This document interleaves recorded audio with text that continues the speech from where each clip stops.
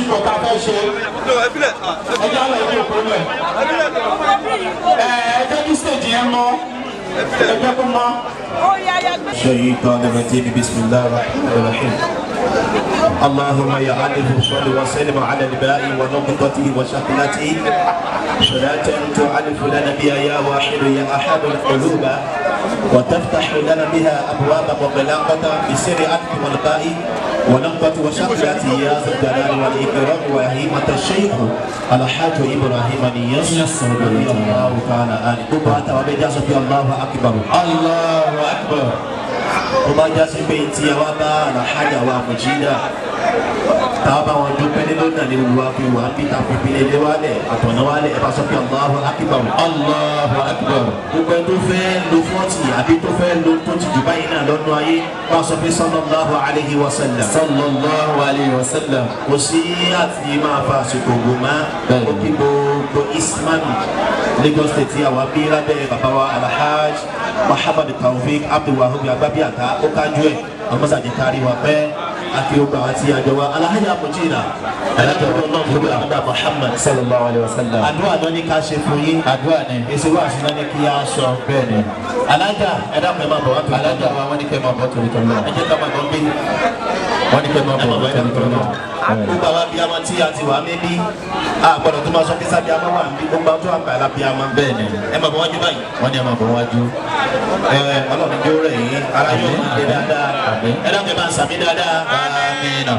iṣẹ́ mẹ́ta náà ni a tẹ ok iṣẹ́ mẹ́ta náà ni a ṣe gbogbo ilẹ̀ wa níjókòó àwa tí a bá ń jẹ lákòókò náà mo fẹ́ kí ẹ bá mi fi ìjókòó yìí ká bá fi ṣe ọ̀nà fún alájà wa ẹ dákun ẹ jáde lórí wa torí tọ́lọ́ tànàbà Muhammad. wọ́n ní ẹ jáde dé fún wọn torí tọ́lọ́ lórí ìjókòó. iná àtẹnudẹ mẹ́ta ló máa ṣe. mẹ́ta ni. abẹ́ ṣàdúrà ìdílé. ẹ bá náwó sí alájà báyìí ẹ bá náwó sí wọn. ẹ̀yẹ́ ní ọjọ́ tí a náwó sí wọn lórí ìdúró wa báyìí. iná àtẹnudẹ mẹ́ta ni a máa ṣe. iná àtẹnudẹ mẹ́ta. kí ọlọ́run mọ́sá wọn lábẹ́ kí ọlọ́run kò yọnu sẹ́ni kọ̀ọ̀kan wa náà. àmín. gbogbo bùkátà tó kálukú wá gbé káàkiri ọlọ́run masa fi ṣe ìdùnnú fẹ́ni kọ̀ọ̀kan wa ẹni tí o bá ti lè dìde kì í ṣe wàhálà o ẹ̀dá pẹ̀lú tó bẹ̀rẹ̀ tí o bá ti lè dìde kì í ṣe wàhálà tí ẹ ti rẹ̀ o bá gba kí o dìde alájà yẹn máa bọ̀ nítorí ọlọ́run ẹ̀yẹn máa bọ̀ ẹ bá ké ní àtẹnu mẹ́ta àkọ́kọ́ ké yọkan àfàdúrà ọ̀la rẹ̀ méje kọ́lọ́ masa wọlé abẹ́ kọ́lọ́ bá gbé alájà kọ́lọ́ bá gbé ńlá jùlọ yìí lọ ẹ bá kẹ́bà sàmí ẹ̀yà bismillahir rahmanir rahim inna a'tainaka al-kawthar fasalli li rabbika wanhar inna shani'aka huwal abtar ẹ bá sọ pé Allahu akbar Allahu akbar ẹ sọ pé Allahu akbar Allahu ẹ sọ pé Allahu akbar Allahu akbar bẹ́sẹ̀ àtúwọ̀ akẹyọ̀ kẹsí alájà ẹlòmí a máa ṣe 40 years lọ ẹ fi wọ̀ ní gbóhùn ẹ̀ má bẹ́ẹ̀ni tẹ́ni ẹ kọ́ là kọ́kọ́ ti ṣẹlẹ̀ èyí táyì ń ṣe yìí kò ní jẹ́ àṣemọ fún yín àmín ẹ dábẹ́ bá ń sàlífà alájà yìí àmín ẹ tẹ́sẹ̀ rẹ pọ̀jù láàrin wa yìí ẹ dábàá pa alájà yìí kọ́lọ̀ máa foríjì wọn àmín èyí tí ó jẹ tẹ́mi wọn kúrú ọlọ́mọdé wọn ṣe ọ̀rọ̀ tí ó jẹ tẹ́mi wọn kúrú ọlọ́mọdé wọn sọ àmín àtẹnìkọ́kọ́ àtàwọn àmì ẹ̀yà bá táyì náà àtẹnulẹ̀ kan sí bismillahir rahmanir rahim inna a'tainaka al-kawthar fasalli li rabbika wanhar inna shani'aka huwal abtar lábẹ́ lẹ́yìn wọn náà tí wọn náà bá fẹ́ dàníyàn rẹ̀ lẹ́lómi tí ń rí inú rẹ̀ ń dùn pé èèyàn ní dùnnú báyìí ní dúpẹ́ báyìí wọ́n tí wọ́n náà dùnnú bẹ́ẹ̀ nìkan dùnnú ayé ọba wọn náà dùnnú ayé ọba wọn náà dúpẹ́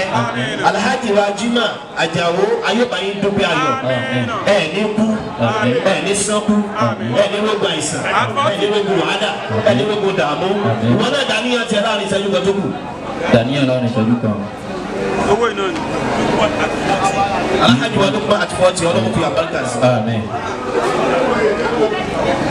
وإذا كان أعطينا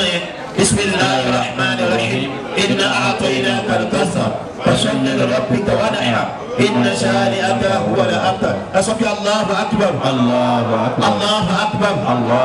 الله أكبر الله أكبر بابا pastor Bọ́lá wọn sanwó pastor bàbá wa Àjàó ẹ̀mí gígùn wọ́n gbọ́dọ̀ mọ̀ nira àlàáfíà ẹ̀mí gígùn ògbójọ́ tó máa lò láyé wọ́n gbọ́dọ̀ ní sùkúl ẹ máa ṣe ámì náà dáadáa wọ́n làwọn sanwó pásítọ̀ wa wọ́n làwọn sanwó àdúrà náà bó Jésù Olúwa wa gbogbo adáwọ̀ àmì akẹ́sọ́rọ́ tó dùn ha ìyẹn ló jẹ́ bonanza ẹni bá wù kó sanwó àdúrà ẹni bá wù kó máa sàn wọ́n yẹ kí akẹ́sọ́rọ́ tó dùn ha bisimilahi rahman rahim wa dùn ha wà lẹ́yìn ìzà sájà ma wà dùn ha kọ̀rọ̀ kúkọ̀ ọ̀kọ́yà wọ́n yẹ aláàfin خير لك من الهدى ولسوف يعطيك ربك فترضى ألم يجدك يتيما فآوى ووجدك ضالا فهدى ووجدك عائلا فأغنى فأما اليتيم فلا تكهر وأما السائل فلا تنهر وأما بنعمة ربك فحدث كما دابي أبوكو إمينا وأمبيوري إمينا فوري دونو ولا يبقى يكسرين لتمي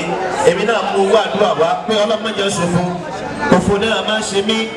olórúkọ rẹ̀ méje ìjìyà ayọ̀yà pẹ̀lú sọlá ọlọ́run má jẹ́ ṣòfò